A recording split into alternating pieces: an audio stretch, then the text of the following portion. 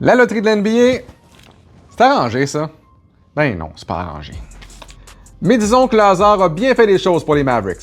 Dallas a gagné la loterie avec 1,8% des chances de la remporter, tout ça quelques mois après avoir effectué une des pires transactions de l'histoire moderne de la NBA, celle qui a envoyé Luka Doncic aux Lakers. Et là, ils vont pouvoir sélectionner Cooper Flag au mois de juin et disons que ça a fait énormément jaser sur les réseaux sociaux. Et c'est là qu'arrivent les théories du complot. Non, la NBA n'a pas récompensé les Mavs pour avoir envoyé Luka Doncic aux Lakers. Mais ça vient peut-être de sauver l'héritage professionnel du directeur général Nico Harrison, qui est la personne la plus détestée à Dallas depuis la transaction du 2 février dernier. Et puis encore, quelle transaction poche! J'en reviens pas encore.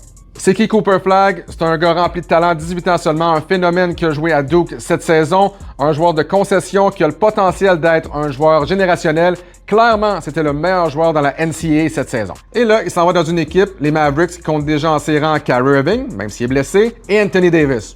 Pas suspect. C'est la deuxième fois de l'histoire seulement qu'une même ville repêche au premier rang au total dans la NBA et la WNBA, donc dans ce cas-ci, les Mavericks et les Wings. La dernière fois et la seule fois que c'était arrivé auparavant, c'était Cleveland en 2003. Et souvenez-vous, les Cavs avaient repêché un certain LeBron James. Un petit mot sur les Raptors de Toronto qui vont repêcher au 9e rang au total. Historiquement, c'est un rang qui leur a quand même souri. Tracy McGrady, DeMar DeRozan et Jakob Poeltl.